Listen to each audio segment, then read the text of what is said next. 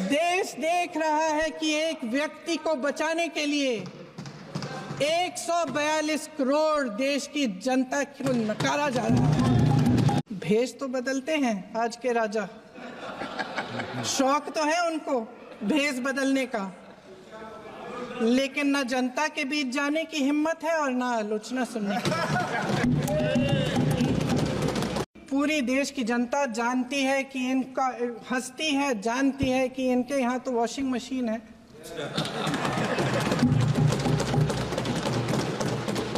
तो यहाँ से वहाँ जाता है, वो धुल जाता है कि भारत का संविधान संघ का विधान नहीं है। ये देश कायरों के हाथों में ज्यादा देर तक कभी नहीं रहा है। ये देश उठेगा, ये देश लड़ेगा, सत्य मांगेगा। सबसे पहले जो सुरक्षा कर्मी, जो जवान अफसर 13 दिसंबर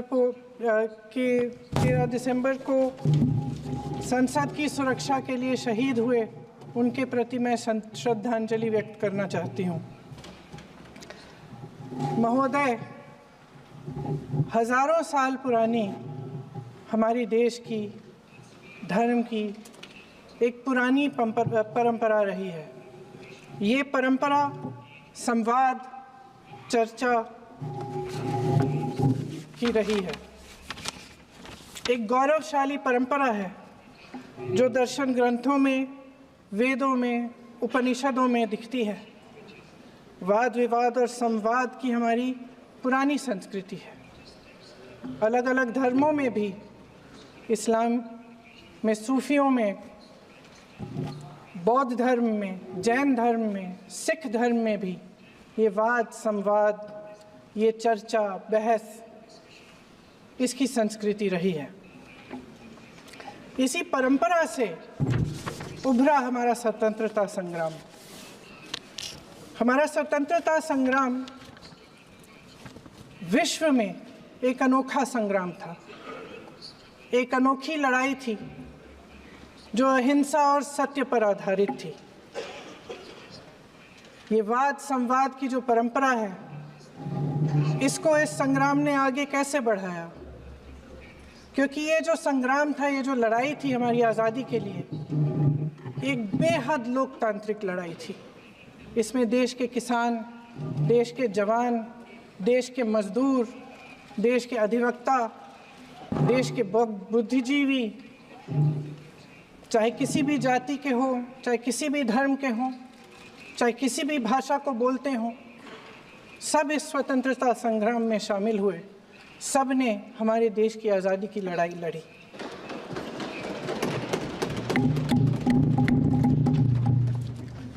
और उसी आज़ादी की लड़ाई से एक आवाज़ उभरी जो हमारी देश की आवाज़ थी।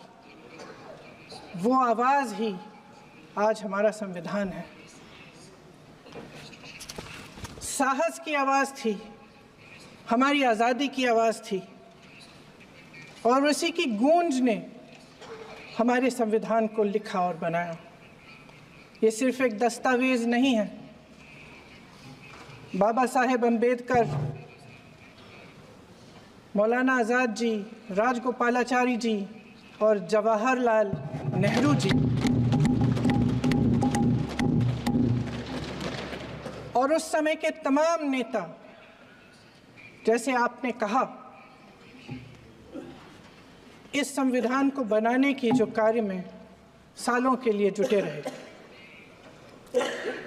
हमारा संविधान इंसाफ, उम्मीद, अभिव्यक्ति और आकांक्षा की वो ज्योत है जो हर हिंदुस्तानी के दिल में जलती है।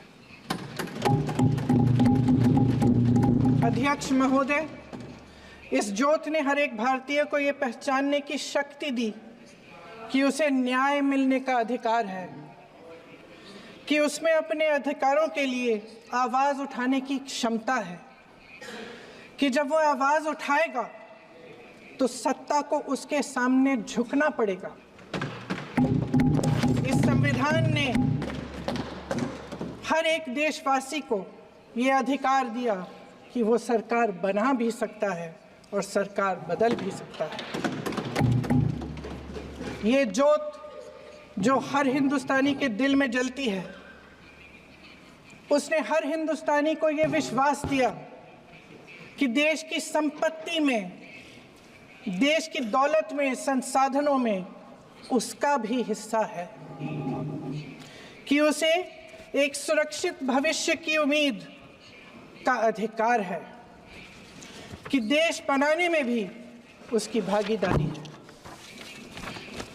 उम्मीद और आशा की ये जोत मैंने देश के कोने कोने में खुद देखी है। उन्नाव में मैं एक रेप पीड़िता के घर गई, उसे जलाकर मार डाला था। वो शायद 20-21 साल की होगी। हम सबके बच्चे हैं। हम सोच सकते हैं कि अगर हमारी बेटी के साथ बार बार बलात्कार हुआ और फिर जब वो अपनी लड़ाई लड़ने के लिए गई तो उसको जलाकर मार डाला गया होता तो हम पर क्या बीतती। मैं उस बच्ची के पिता से मिली। उसके खेत जलाए गए थे, उसके भाइयों को पीटा गया था, उसके पिता को बाहर से घर के बाहर घसीट कर मारा गया था। उस पिता ने मुझे बताया कि बेटी, मुझे न्याय चाहिए। मेरी बेटी अपने एफआईआर को दर्ज करने के लिए जब ज़िले में गई तो उसको मना किया गया। अगले ज़िले में जाना पड़ा उसे। वो रोज़ सुबह 6 बजे उठकर तैयार होकर अकेली अपने मुकदमे को लड़ने के लिए अगले ज़िले में ट्रेन से जाती थी। उसके पिता ने मुझे कहा कि मैंने उससे कहा, बेटी अकेले मत जाओ, छोड़ दो ये लड़ाई। लेकिन उसकी बेटी ने उसको जवाब दिया कि नहीं पिताजी, मैं अकेली जाऊंगी, मैं लड़ूंगी, ये मेरी लड़ाई है, मैं इसको लड़ूंगी। ये लड़ने की क्षमता, ये हिम्मत उस लड़की को और करोड़ों भारत की नारियों को हमारे संविधान ने दी। आगरा में मैं अरुण वाल्मीकि के घर गई। अरुण वाल्मीकि पुलिस स्टेशन में काम करता था, सफाई का काम करता था। आप सोच सकते हैं हमारी तरह उसका भी परिवार था। नई नई शादी हुई थी, 2-3 महीनों का बच्चा था। पुलिस स्टेशन में चोरी हो गई। चोरी का इल्ज़ाम उस पर लगाया गया। उसके पूरे परिवार को उठाकर पुलिस स्टेशन में ले गए। आप हंस रहे हैं, लेकिन ये गंभीर बात है। और क्या गंभीर बात। शर्म करो, शर्म। अरुण वाल्मीकि को पीट पीट के मार डाला, उसकी बीवी को पीटा, उसके पिता के नाखून निकाले, उसके पूरे परिवार को पीटा गया। जब मैं उस जवान महिला से मिलने गई जो अभी अभी विधवा हुई थी, तो उसने मुझे कहा कि दीदी, हमें सिर्फ एक चीज़ चाहिए, हमें न्याय चाहिए और हम इस न्याय के लिए लड़ते रहेंगे, चाहे कुछ भी हो जाए। ये हिम्मत उस महिला को हमारे संविधान ने दी।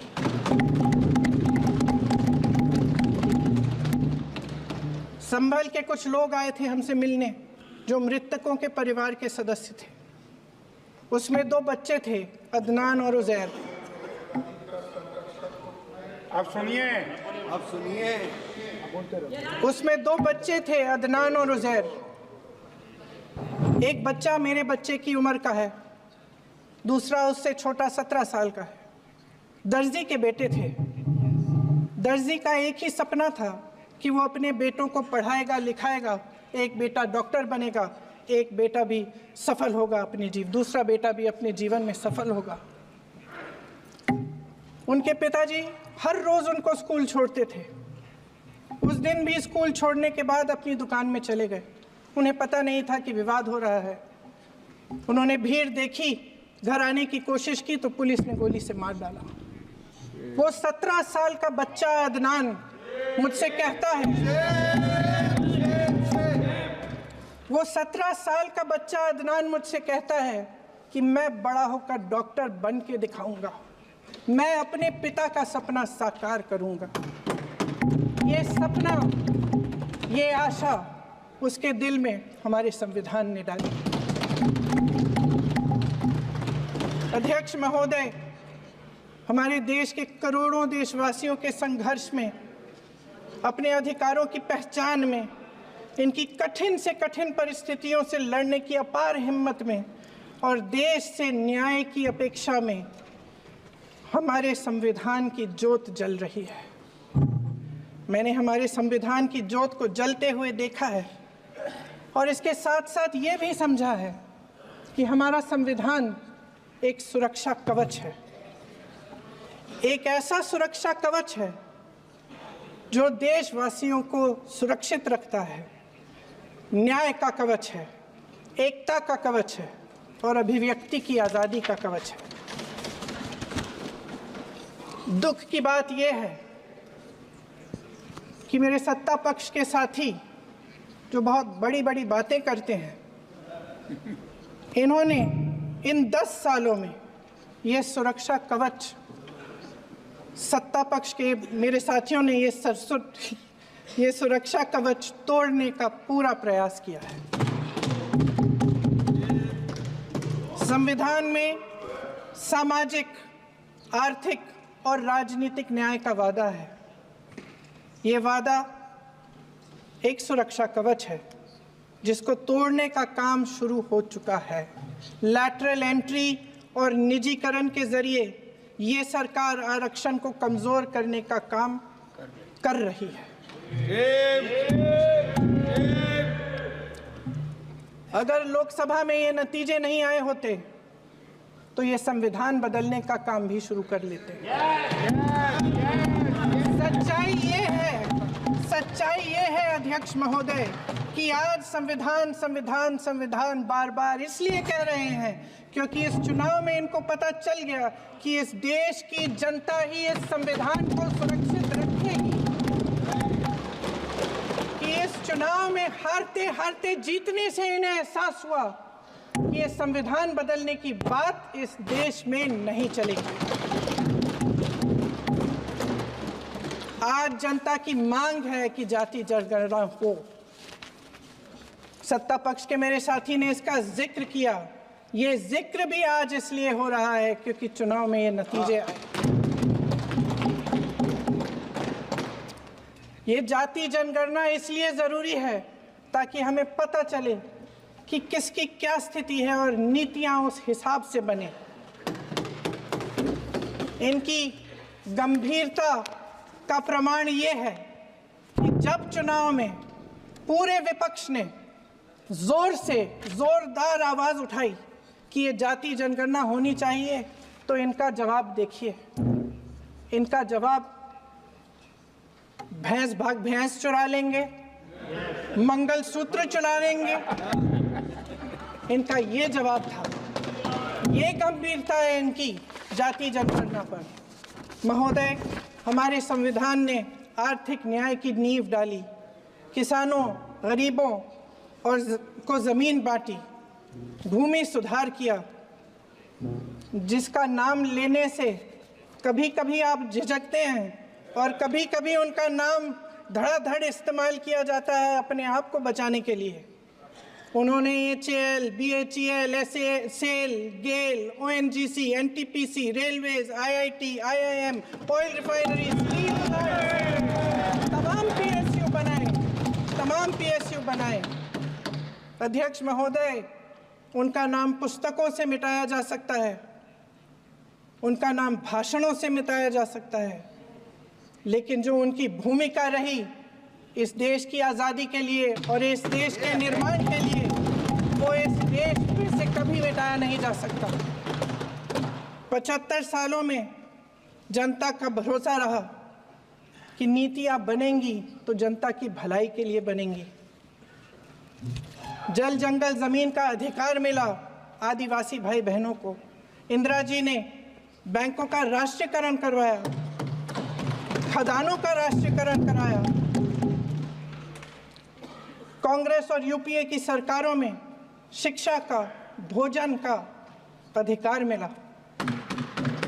75 सालों में जनता का भरोसा मिला। पहले संसद चलती थी तो जनता की उम्मीद होती थी कि सरकार महंगाई और बेरोजगारी पर चर्चा करेगी, कोई उपाय निकालेगी, कोई रास्ता निकालेगी।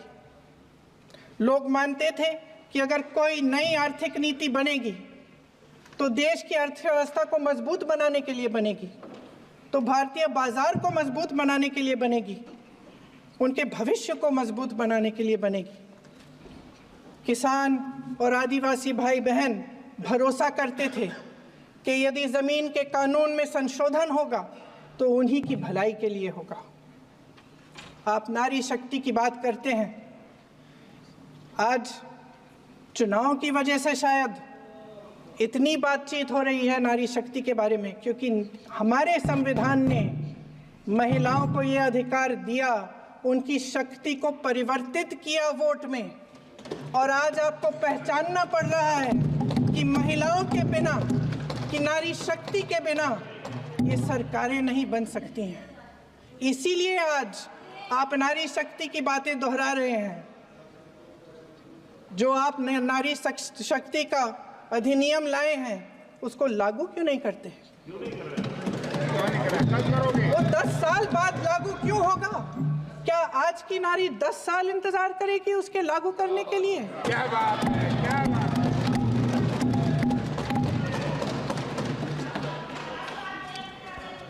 आज संसद में बैठे हुए सत्ता पक्ष के मेरे साथी ज्यादा से ज्यादा अतीत की बातें करते हैं। 1921 में क्या हुआ, कब हुआ, नेहरू जी ने क्या किया। अरे वर्तमान की बात करिए, देश को बताइए आप क्या कर रहे हैं, आपकी जिम्मेदारी क्या है? कि सारी जिम्मेदारी जवाहरलाल नेहरू की है। अध्यक्ष महोदय जी, ये सरकार आर्थिक न्याय का सुरक्षा कवच तोड़ रही है। आज संसद में बैठी ये सरकार बेरोजगारी और महंगाई से जूझ रही हमारी जनता को क्या राहत दे रही है? कृषि के कानून भी बड़े बड़े उद्योगपतियों के लिए बन रहे हैं। सही एमएसपी को छोड़िए, डीएपी तक नहीं मिल रहा है।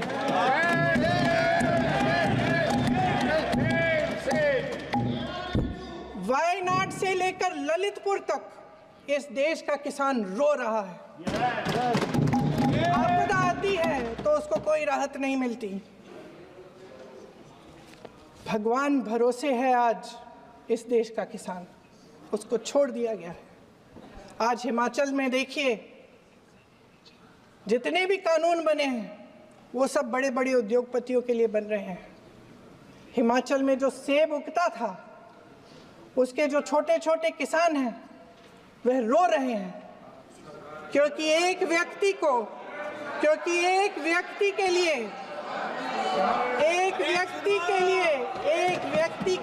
सब कुछ बदला जा रहा है। सुनने की हिम्मत रखो। मैं अध्यक्ष महोदय जी,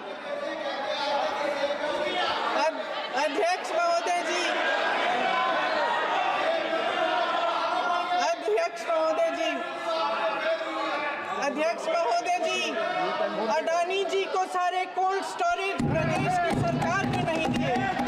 अडानी जी को सारे कोल्ड स्टोरेज आपकी सरकार ने दिए। देश देख रहा है कि एक व्यक्ति को बचाने के लिए 142 करोड़ देश की जनता को नकारा जा रहा है। सारे बिजनेस, सारे संसाधन, सारी दौलत, सारे मौके एक ही व्यक्ति को सौंपे जा रहे हैं। सारे बंदरगाह, एयरपोर्ट्स, सड़कें, रेलवे का काम, कारखाने, खदाने, सरकारी कंपनियां सिर्फ एक व्यक्ति को दी जा रही है। जनता के मन में हमेशा ये विश्वास होता था कि अगर कुछ नहीं है तो संविधान हमारी सुरक्षा करेगा, मगर आज आम लोगों के बीच ये धारणा बनती चली जा रही है कि सरकार सिर्फ अडानी जी के मुनाफे के लिए चल रही है। देश में बहुत तेजी से गैर बराबरी बढ़ रही है। जो गरीब है वो और गरीब हो रहा है, जो अमीर है वो और अमीर हो रहा है। इस सरकार ने आर्थिक न्याय की भी सुरक्षा कवच तोड़ दिया है। राजनीतिक न्याय की जब बात होती है, मेरे सत्ता पक्ष के साथी आज खड़े हुए और तमाम गिनती करने लग गए कि ऐसा हुआ वैसा हुआ, 1975 में जो हुआ। तो सीख लीजिए ना, आप भी सीख लीजिए, आप भी अपनी गलतियों के लिए माफी मांग लीजिए। आप भी बैलेट पे चुनाव कर लीजिए, आप भी बैलेट पे चुनाव कर लीजिए। दूध का दूध, पानी का पानी हो जाएगा। आप राजनीतिक न्याय की बात करते हैं, सरकारों को पैसों के बल पर गिरा देते हैं।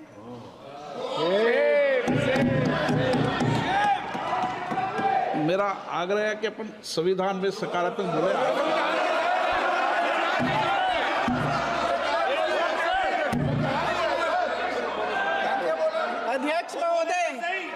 अध्यक्ष महोदय, सत्ता पक्ष के हमारे साथी ने एक उदाहरण दिया उत्तर प्रदेश की सरकार का, तो मैं भी एक उदाहरण दे देती हूँ महाराष्ट्र की सरकार का। मैं भी एक उदाहरण दे देती हूँ हिमाचल की सरकार को तोड़ने की कोशिश किसने की, पैसों के बल पे की, गोवा की सरकार। तमाम उदाहरण राजस्थान की। क्या ये सरकारें जनता ने नहीं चुनी थी? क्या संविधान इन पर लागू नहीं था? पूरी देश की जनता जानती है कि इनका हंसती है, जानती है कि इनके यहाँ तो वॉशिंग मशीन है।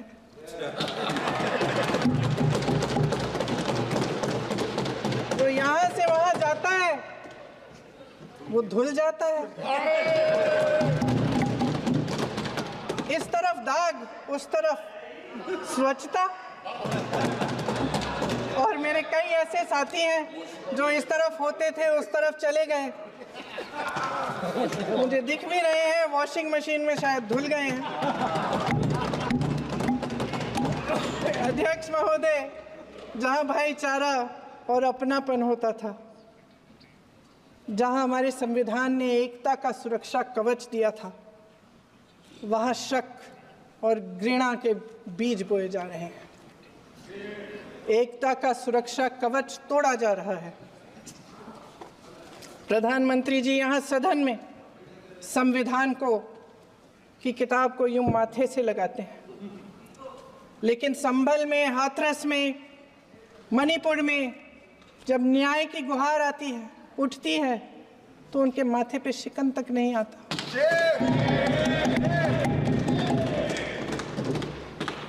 शायद समझ नहीं पाए हैं कि भारत का संविधान संघ का विधान नहीं है।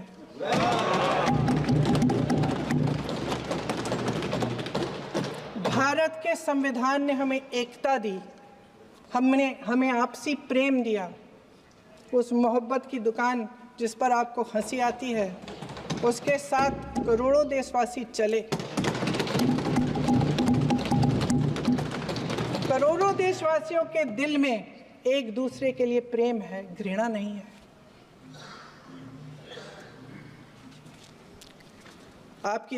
इनकी जो विभाजनकारी नीतियां हैं, उसका नतीजा हम रोज देखते हैं। राजनीतिक फायदे के लिए संविधान को छोड़िए, देश की एकता को भी ये रख नहीं सकते, इसकी सुरक्षा नहीं कर सकते। हमने संभल में देखा, मणिपुर में देखा। दरअसल इनका कहना है कि अलग अलग इस देश के अलग अलग हिस्से हैं, लेकिन हमारा संविधान कहता है कि ये देश एक है और ये देश एक रहेगा। जहां खुला विवाद होता था, अभिव्यक्ति का सुरक्षा कवच होता था, इन्होंने भय का माहौल पैदा किया है। सत्ता पक्ष के मेरे साथी अक्सर 75 सालों की बात करते हैं, लेकिन इन 75 सालों में ये उम्मीद, आशा, ये अभिव्यक्ति की ज्योति कभी थमी नहीं, कभी बुझी नहीं। इस देश की जनता ने खुलकर आलोचना की, निडर होकर धरने किए, प्रदर्शन किए। जब जब जनता नाराज हुई तब तब सत्ता को ललकारा, उसे चेतावनी दी, बड़े से बड़े नेताओं को कटघरे में खड़ा किया, उनसे जवाब मांगा, न्याय मांगा। इस देश के छोटे छोटे से नुक्कड़ की दुकानों में, चाय की दुकानों में, इस देश के घरों में, गलियों में, मोहल्लों में, अखबारों में, प्रकाशन घरों में, न्यायपालिकाओं में चर्चा कभी बंद नहीं हुई। लेकिन आज ये माहौल नहीं है। आज जनता को सच बोलने से डराया जाता है, धमकाया जाता है। पत्रकार हो या विपक्ष का नेता हो या किसी यूनिवर्सिटी का प्रोफेसर हो, छात्र संघ हो या कर्मचारियों का संगठन हो, सबका मुंह बंद कराया जाता है। किसी पे ईडी, किसी पे सीबीआई, किसी पे इनकम टैक्स, फर्जी मुकदमे लगवाए जाते हैं, जेल में डाल दिया जाता है, विपक्षी नेताओं को जेल में डाल दिया जाता है, उनको सताया जाता है। किसी को नहीं छोड़ा इस सरकार ने। देशद्रोही कह के उत्तर प्रदेश में मुझे याद है कुछ अध्यापिकाएं प्रदर्शन कर रही थी, उन पर मुकदमा डाल दिया देशद्रोही का, उन्हें देशद्रोही कह दिया। इन्होंने देश का पूरा माहौल भय से भर दिया है। इनकी मीडिया की मशीन झूठ फैलाती है, तरह तरह के आरोप लगाती है, और शायद वह भी भय में ही है। महोदय, मैं इस सदन को याद दिलाना चाहती हूँ कि ऐसा डर का माहौल देश में अंग्रेजों के राज में था। जब इस तरफ बैठे हुए गांधी की विचारधारा वाले लोग आज़ादी की लड़ाई लड़ रहे थे और उस तरफ वाली विचारधारा वाले लोग भय में रहकर अंग्रेजों के साथ साठ-गांठ कर रहे थे। लेकिन अध्यक्ष महोदय, भय का भी अपना स्वभाव होता है। भय फैलाने वाले हमेशा भय का खुद शिकार बन जाते हैं। ये प्रकृति का नियम है। आज इनकी भी यही हालत हो गई है। भय फैलाने के इतने आदी हो गए हैं कि खुद भय में रहने वाले हैं। चर्चा से डरते हैं, आलोचना से घबराते हैं। कई दिनों से हम मांग रहे हैं कि चर्चा करिए, लेकिन चर्चा करने की हिम्मत ही नहीं है।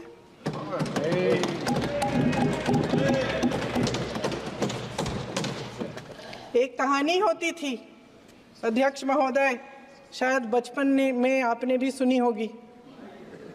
राजा भेष बदलकर बाजार में आलोचना सुनने जाता था। ये सुनने जाता था कि प्रजा मेरे बारे में क्या कह रही है, मैं सही रास्ते पे चल रहा हूं कि नहीं। लेकिन आज का राजा, भेष तो बदलते हैं आज के राजा, शौक तो है उनको भेष बदलने का, लेकिन न जनता के बीच जाने की हिम्मत है और ना आलोचना सुनने की। महोदय, मैं तो सदन में नहीं हूं।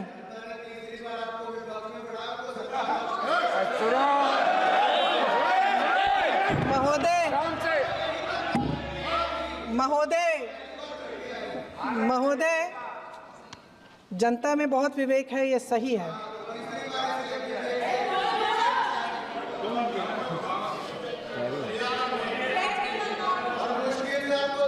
अच्छा महोदय, मैं सदन में नहीं हूँ, कुछ हाँ ठीक है, मैं सदन में नहीं हूँ, मात्र 15 दिनों से आ रही हूँ। लेकिन मुझे ताज्जुब होता है कि इन 15 दिनों में इतनी बड़े इश्यूज हैं, इतनी बड़ी बातें हैं, प्रधानमंत्री जी मात्र एक दिन के लिए, शायद 10 मिनट के लिए दिखे हैं सदन।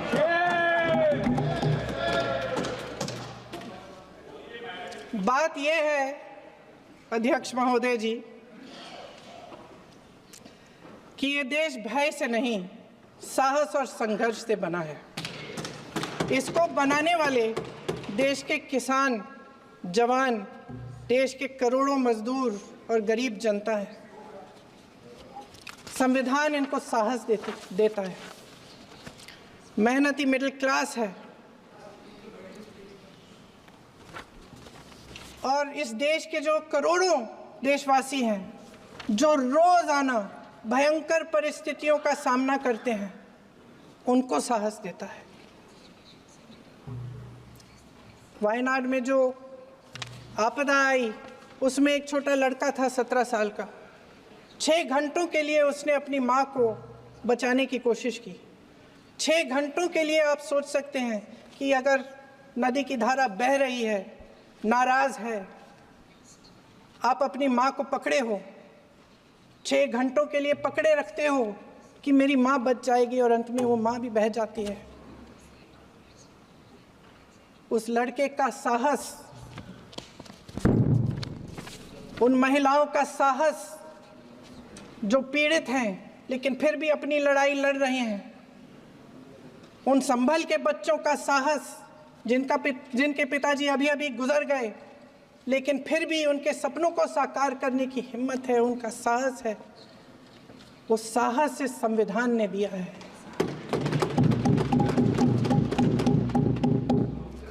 वो आत्मविश्वास इस संविधान ने दिया है। ये देश भय से नहीं चल सकता, ये देश साहस से ही चलेगा। भय की भी सीमा होती है और जब वो सीमा पार हो जाती है, जब किसी को इतना दबाया जाता है कि उसको लगने लगता है कि अब मेरे पास खोने के लिए कुछ नहीं है, तब उसमें एक ऐसी शक्ति पैदा होती है जिसके सामने कोई कायर खड़ा नहीं हो सकता। ये देश कायरों के हाथों में ज़्यादा देर तक कभी नहीं रहा है। ये देश उठेगा, ये देश लड़ेगा, सत्य मांगेगा, सत्यमेव जयते। जय हिंद।